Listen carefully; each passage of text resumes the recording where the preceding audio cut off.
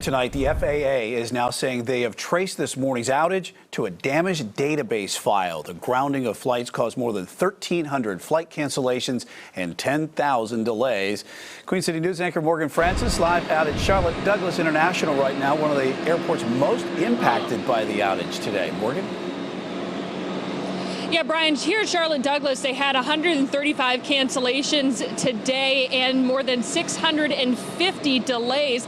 The FAA also said they didn't find any evidence of a cyber attack, and they're doing everything they can right now to make sure this kind of disruption never happens again. But the question is, do the passengers believe them?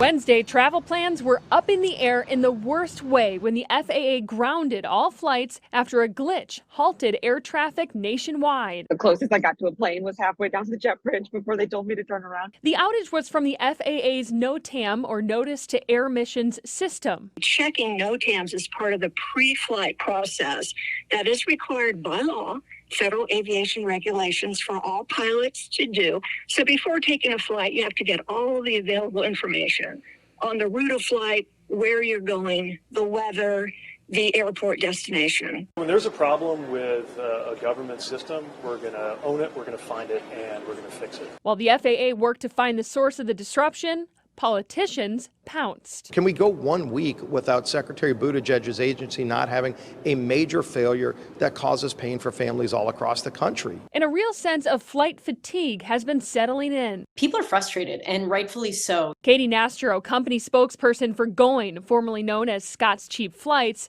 thinks the system failures will have an impact on air travel, albeit temporarily. Travel is one of those happiness-inducing activities, and while the planning can actually be one of the most joyous parts of the whole travel process, I think this time period, in the immediate few weeks, we're going to see people be a little more cautious. As for those who spent all day in the airport, they're trying to find the silver lining. Mimosas for days is what is going to happen on my flight, I can tell you that. I'm with her. Transportation Secretary Pete Buttigieg also said he already ordered a review of what happened to make sure it doesn't happen again. But one thing's for sure, passengers are definitely putting some pressure on officials because they're getting sick of all this airport mess that they have to deal with. Reporting live at Charlotte Douglas, I'm Morgan Francis, Queen City News. All right, Morgan, thanks.